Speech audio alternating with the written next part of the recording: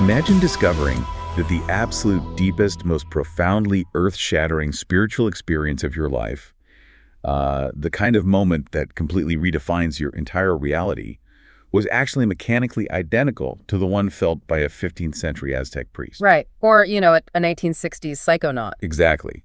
Or, and this is where it gets really weird, an algorithm generating a pop song. Which is wild to think about. It really is, because if the sensation of truth is identical across all those wildly different mediums, who actually holds the copyright on ultimate truth? And that right there is the ultimate epistemological landmine. Yeah. Because when we start looking closely at the mechanics of belief, like how we actually claim to know what we know, the borders between distinct religions and philosophies start looking a lot less like concrete walls. More like permeable membranes. Exactly. Information and truth, they just bleed right through. And that permeability is exactly what we are here to explore today. So I want to warmly welcome you, the listener, to this custom-tailored deep dive on Rod Talks. So glad to have you with us. And we are actually recording this right here at the Reiki Academy.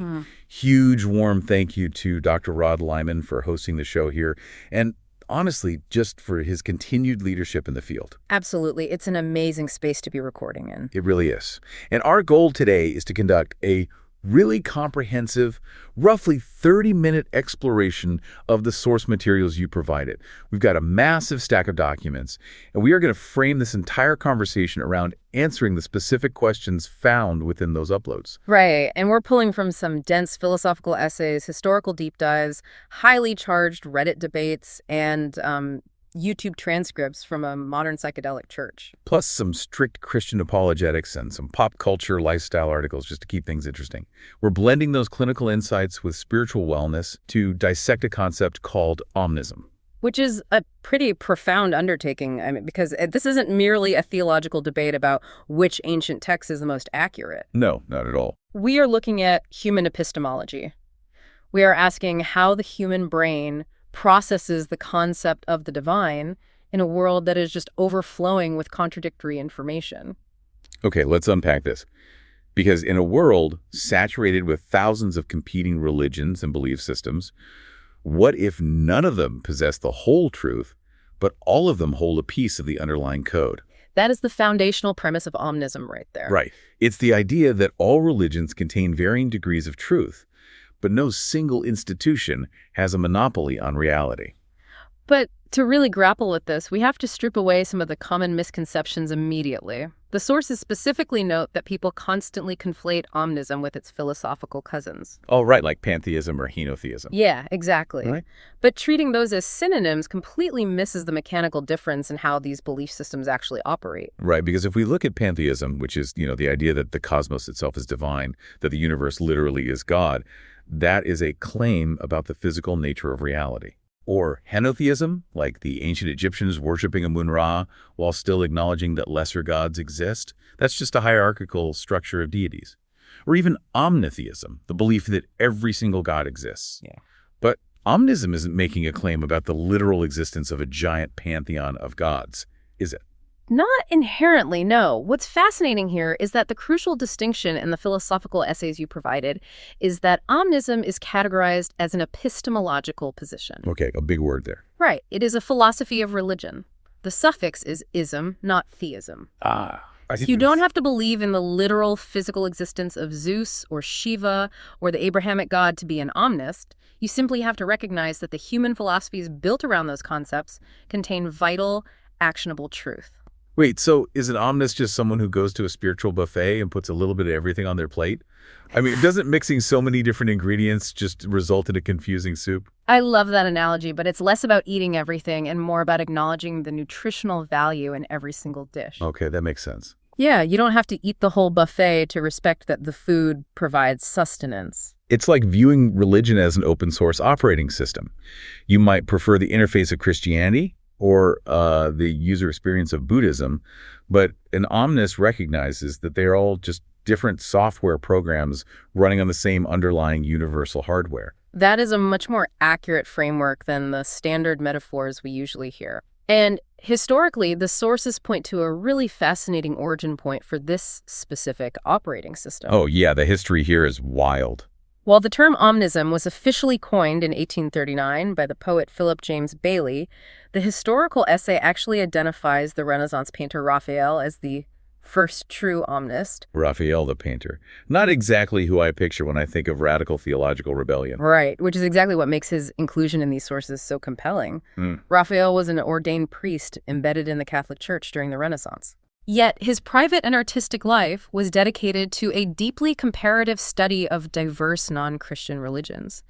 He represented this really enlightened eclecticism, and the ultimate physical manifestation of his worldview is his burial site. Oh, the Pantheon? Yes, he chose to be buried in the Pantheon in Rome. Literally the temple of all gods. Exactly. Just think about the architecture of the Pantheon for a second.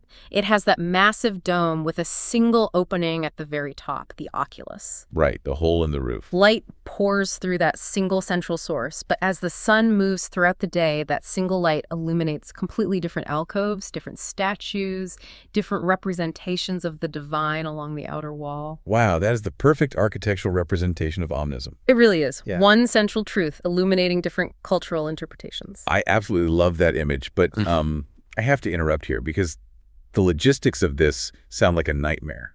If you don't have a centralized dogma telling you what the light actually means, like if you're just aggregating bits of wisdom from everywhere, doesn't that just become a chaotic, personalized religion of convenience?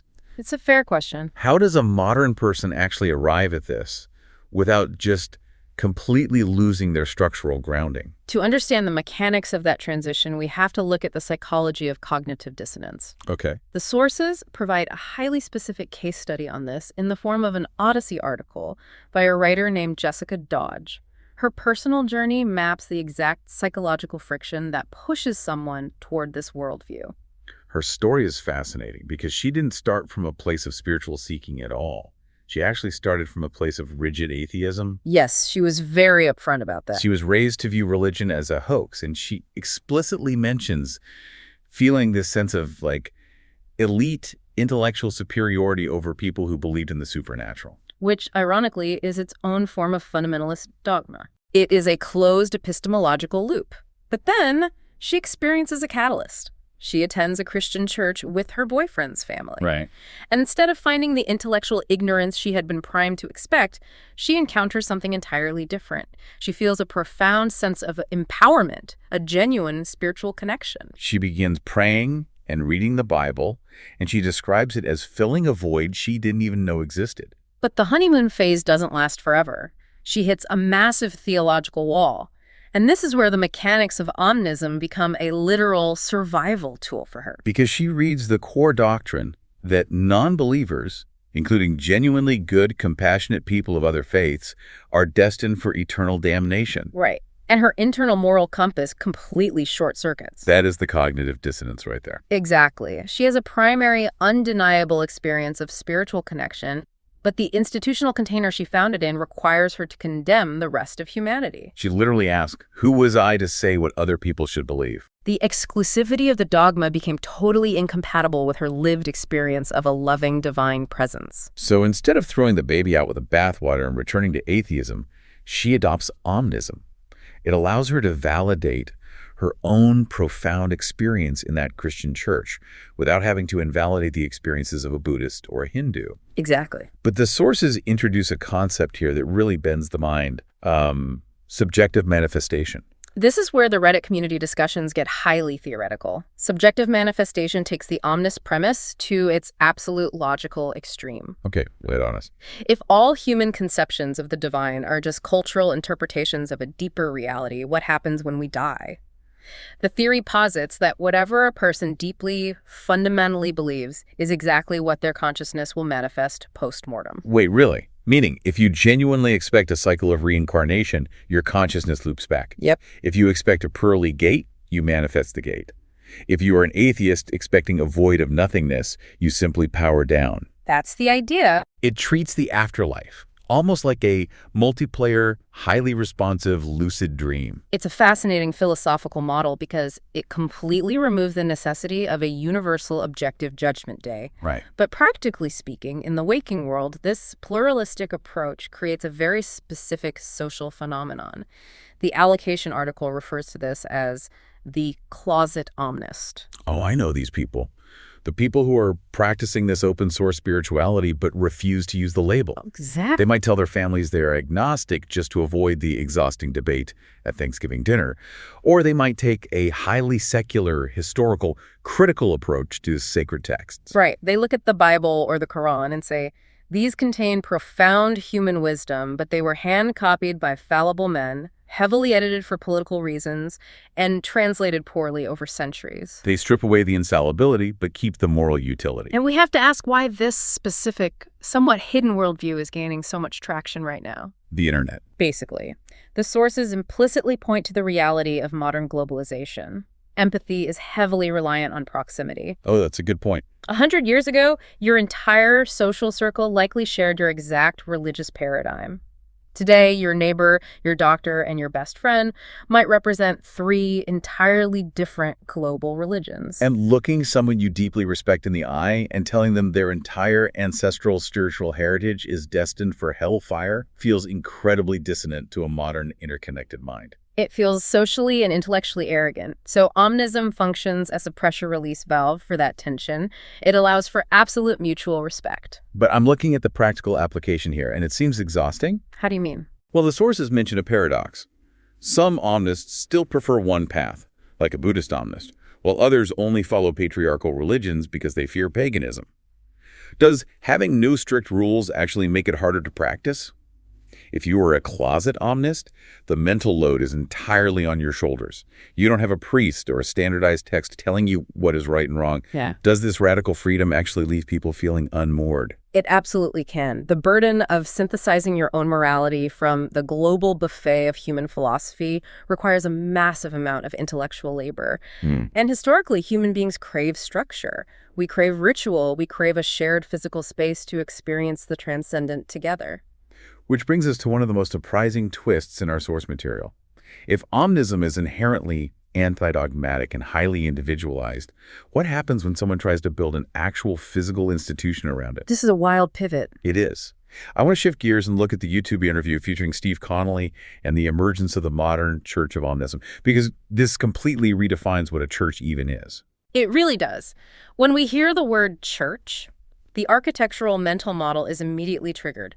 A centralized building, pews, a designated leader, a collection plate, and a highly structured liturgy. Standard Sunday morning stuff. Right. But Connolly describes the Church of Omnism not as a building, but as a decentralized community collective. Its primary function isn't pushing a specific deity. What is it then? Its primary function is collective bargaining for sacramental rights. And we need to be very specific about what they mean by sacramental rights, because we are diving straight into the psychedelic renaissance here. We are. The sources explicitly detail the use of entheogens, powerful molecules like ibogaine, psilocybin, and LSD.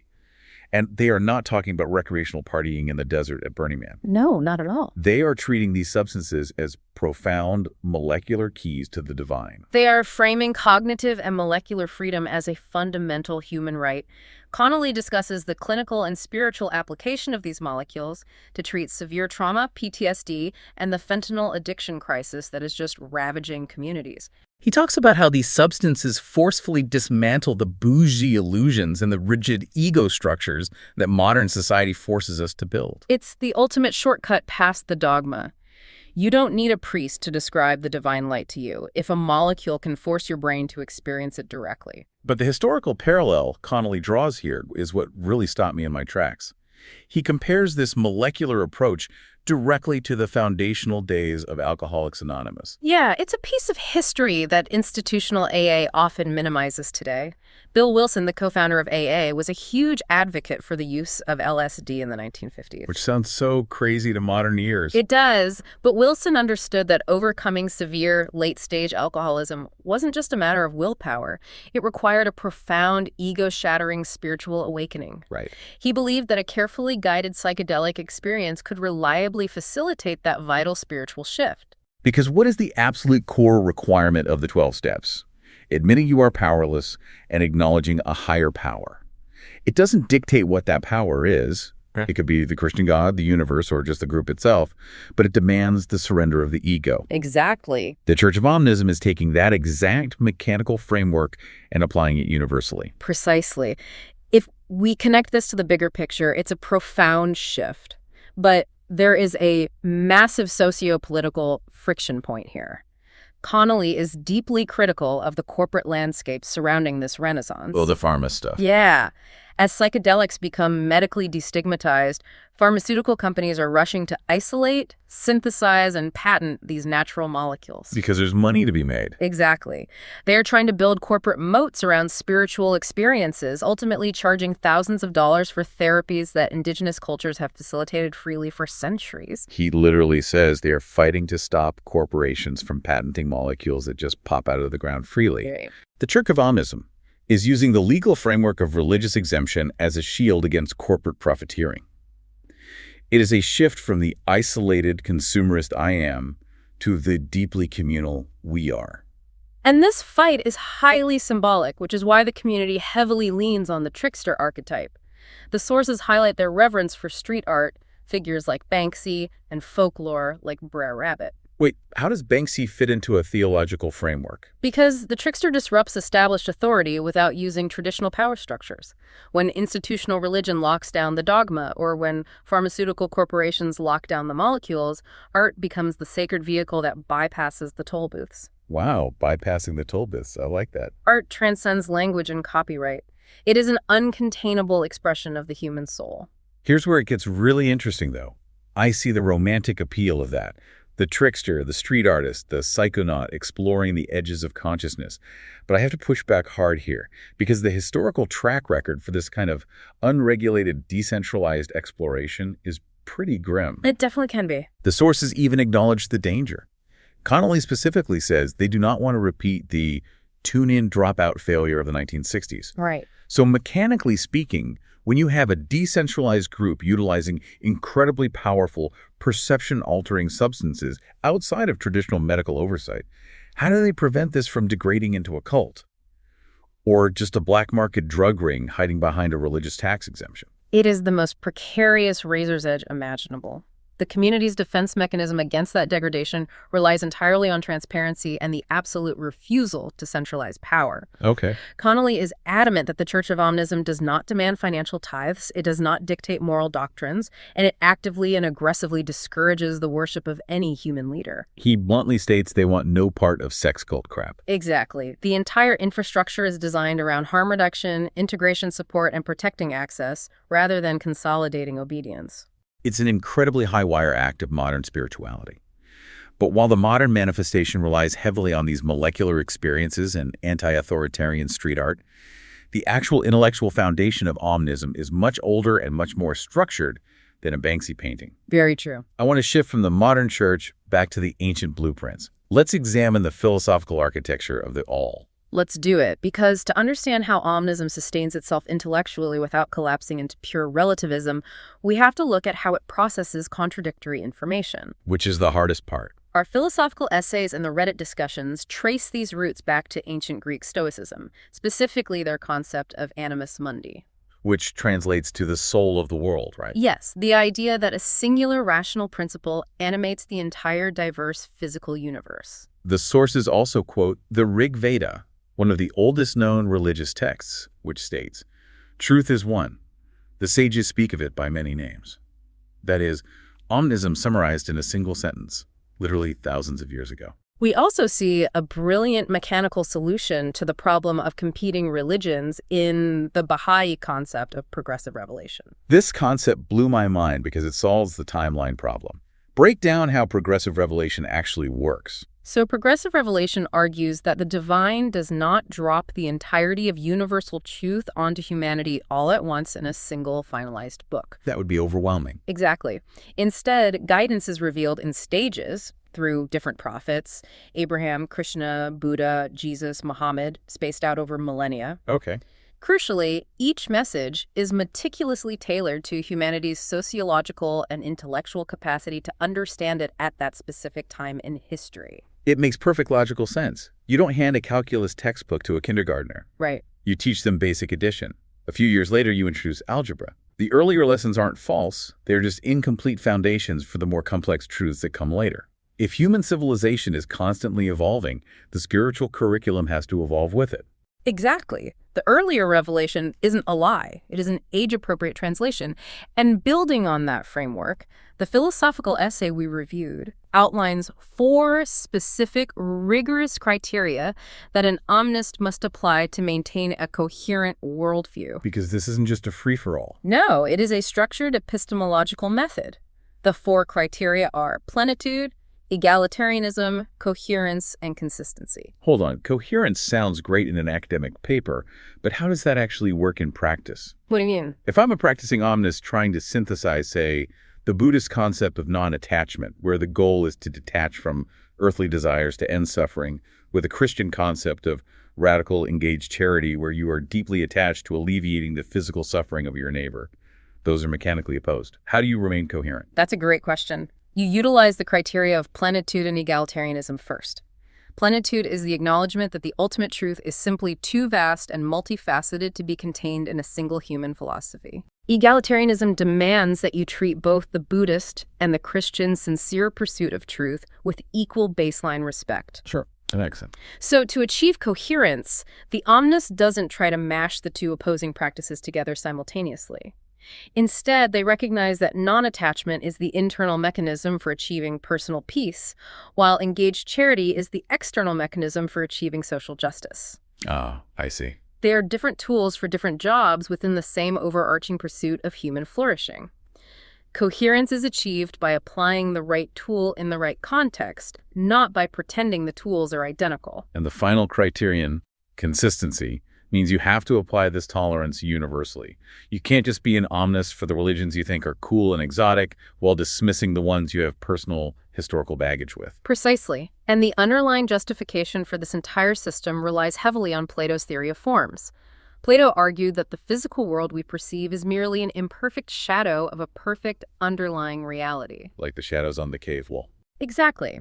In the context of Omnism, every distinct religion is just an imperfect, culturally bound shadow cast by this singular light of the divine form. Which perfectly explains how Omnism handles aporia. Yes. For those who don't know, aporia is a state of logical impasse. It occurs when 2 conflicting statements appear to both be true, or when something is simultaneously affirmed and denied. Like Jesus is the sole Son of God versus there is no personal God, only Brahman. Exactly. Traditional exclusive religions view aporia as a threat that must be resolved by declaring one side a heresy. Omnism, however, treats competing theses as true within their own parochial cultural contexts. It bypasses the impasse by zooming out. Earlier, we critiqued the old blind men and the elephant analogy from the Wikipedia source, where each blind man touches a different part of the elephant and argues over what the animal is, but the omnist sees the whole elephant. I think we need a better, more modern framework for this. Let's hear it. Instead of blind men arguing over an elephant, omnism is much more akin to looking at different operating systems like we mentioned. iOS and Android are fundamentally different environments. They use different coding languages. Right. If an Android developer and an iOS developer argue about the correct way to execute a command, they are trapped in aporia. They completely disagree. But the omnist is the hardware engineer who steps back and realizes they are both just different, highly functional ways of manipulating ones and zeros to send a text message. Oh, that's good. The conflict is resolved by expanding the perspective to the underlying architecture. That is a phenomenal analogy. It validates the specific code while recognizing the universal hardware. But, and this is a massive but, not everyone agrees that iOS and Android are just equal paths to the same text message. No, they certainly do not. Some people believe there is only one true code and everything else is a virus. And this brings us to the sharpest, most difficult part of our deep dive today. We have to look at the friction. We have to look at where Omnism completely fails the truth test. We cannot deeply explore an epistemological framework without rigorously examining its critiques. And for this, we are pulling directly from the Christian apologetics source in our stack, gotquestions.org. And it's really important as we look at this Got Questions article to remember our rule here today. We aren't here to play theological referee. We aren't here to declare a winner between pluralism and exclusivity. We are simply stepping into the shoes of this Christian apologetic source to understand exactly why the omnist worldview creates such intense, irreconcilable friction with orthodox belief. Exactly. We are just reporting the data, and the friction is fundamentally rooted in the laws of logic. The Got Questions article fundamentally, logically, and biblically rejects omnism. Yep. It argues that while the omnist philosophy sounds lovely, tolerant, and politically correct, it utterly fails the basic philosophical tests for objective truth. Their main argument rests on the law of non-contradiction. You simply cannot smooth over the edges of these vastly different religious claims. It isn't just a matter of different cultural aesthetics, it's a matter of irreconcilable mechanics. Can you give an example? Sure. For example, you cannot have a universe ruled by one unique, singular, personal God, and simultaneously have a universe ruled by millions of distinct deities. Right. You cannot have an afterlife that consists of an everlasting, literal hell for the wicked, and simultaneously have universal, guaranteed salvation for every single soul. You cannot have a mechanism of endless karmic reincarnation and a mechanism of a single earthly life followed immediately by final, eternal judgment. The apologetic argument points out that religions do not merely differ on minor aesthetic details like what clothing to wear, what songs to sing. They differ in fundamental, crucial, and diametrically opposed ways regarding the very basis of human morality, the nature of reality, and our ultimate eternal destiny. The article specifically takes aim at a piece of modern pop culture that perfectly encapsulates the omnist ideal, that famous coexist bumper sticker. You've seen it 1,000 times, right? Oh yeah, where the letters are made of different symbols? Yeah, the letters of the word coexist are made out of the Islamic crescent moon, the peace sign, the Christian cross, the Star of David, the Wiccan pentacle. Right. The author of the critique argues that while this icon suggests inherent equality and a beautiful shared truth, it represents an irrational and ultimately self-defeating philosophical position. Why self-defeating? Because truth, by its strict philosophical definition, is not relative. It corresponds to reality. Exactly. When two faiths make diametrically opposing, competing claims about the fundamental nature of the universe, one of them or both of them must be wrong. They cannot logically both be objectively true at the same time and in the same sense. The source states flatly, and I quote, "The claim that all religions and all religious beliefs are actually true is an irrational and self-defeating position." Wow. The apologetic stance is that a pluralistic view might be well-meaning, and it might make for a polite dinner party, but it possesses no real intellectual substance. If you dilute every religion down to just be a good person, you have entirely gutted the actual profound claims those religions are making. This raises an important question, though. How do we, as a global culture, handle the immense tension between the deeply human desire for inclusive harmony and the unyielding logical constraints of objective reality? It's the million-dollar question. Because the omnist genuinely believes they're standing on an enlightened middle ground, seeing the whole operating system. But to an exclusive religion, that middle ground is an illusion. To them, the omnist isn't enlightened or tolerant. The omnist is simply fundamentally and dangerously incorrect. I want to turn this directly to you, listening right now. Think about the mechanics of truth in your own life. If someone stands in front of you and passionately argues the sky is blue, and another person stands next to them and argues with equal passion, no, the sky is bright red. Okay. It's the most respectful, intellectually honest answer to step between them and say, you know what, your truths are equally valid, the sky is actually purple. Or is it possible, perhaps ethically necessary, to admit that despite their sincerity, one person is simply right and the other person is fundamentally wrong? That is the ultimate epistemological crisis of the 21st century. If everything is equally true, does the word truth even have a functional meaning anymore? Does it just become a synonym for preference? It's an incredibly heavy question. But what is truly fascinating about the stack of sources you provided is that this chaotic search for what is right and true and meaningful doesn't just happen in theology textbooks, ancient temples, or apologetics websites. No, it happens everywhere. It bleeds into absolutely everything we do. It bleeds into our everyday culture, our music, and our social media feeds. Which brings us to our final area of exploration, the modern cultural sandbox. Because if we look at the lifestyle articles from the Odyssey that were included in the sources, we see vivid, concrete examples of human beings engaging in this exact same epistemological search for meaning, but they are doing it entirely outside of traditional religious or academic structures. Exactly. People haven't stopped trying to map the divine, they've just started using different, seemingly secular instruments to do it. Let's start with the article about AI and music. On the surface, it's just a critique of technology. It discusses how artificial intelligence can now perfectly mimic the vocal inflections of artists like Freddie Mercury. Yeah, the deepfakes are getting wild. An algorithm can generate flawless chord progressions, perfectly timed drops, and mathematically optimized hooks in seconds. But the author aggressively pushes back against this, arguing that AI music is a sterile landscape of algorithmic mimicry. It fundamentally lacks a soul. Now, connect that back to what Steve Connolly and the Church of Omnism were saying earlier about the trickster archetype and art being a sacred expression. The resistance against AI in music isn't merely a debate about copyright law or labor disputes. It is a profoundly spiritual defense mechanism. Exactly. Why does AI lack a soul? Because it bypasses the struggle. Omnism, in its search for truth across human experiences, values the human struggle. The vibration of a human vocal cord breaking because the singer is crying, the slightly off-tempo drum beat because the musician is exhausted, but playing with passion, those imperfections are the fingerprints of the divine. The argument here is that true art requires a human soul grappling with the friction of reality.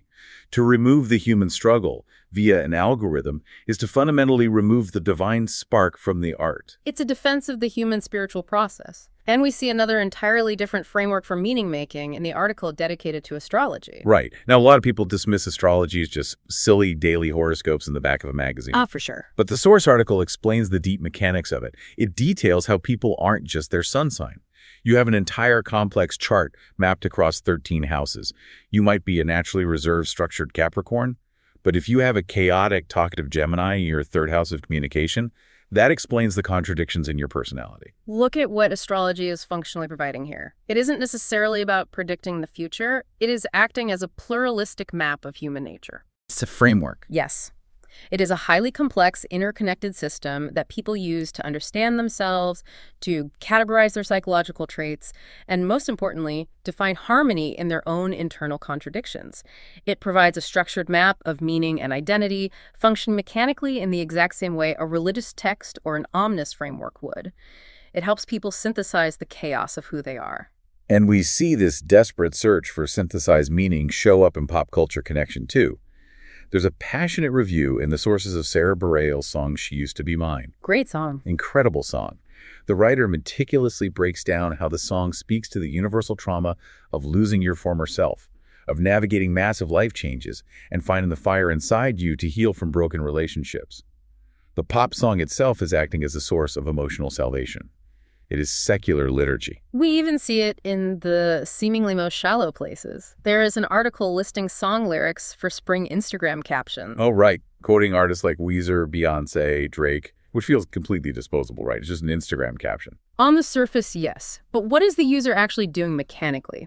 They are taking a photograph of their life, a moment they want to preserve, and they are actively seeking out a lyric, a piece of culturally shared poetry to attach to it. Oh, wow. They are trying to give their personal isolated experience a broader resonance. They are looking for connection to a larger human narrative. They're saying, Beyonce felt this, I feel this, we are connected by this truth. And finally, that brings us to the open letter titled The Importance of Being a Good Person.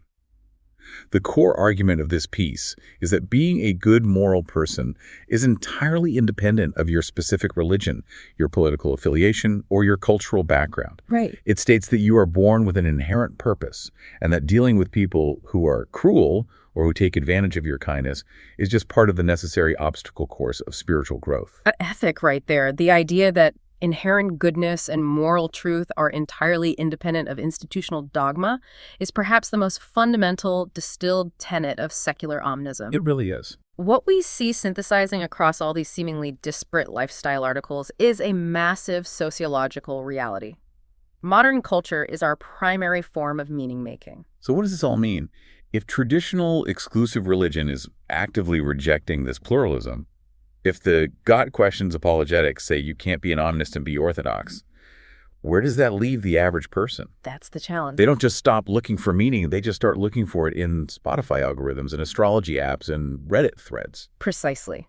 Whether you are rigorously reading your natal chart to understand your flaws, fighting to keep sterile algorithms out of human music to protect the concept of a soul, or finding profound, terror-inducing solace in a pop song lyric to post on social media, you are engaging in a deeply human, deeply spiritual quest for identity and truth. Maybe the modern world is unintentionally practicing a massive, decentralized, secular form of omnism every single day.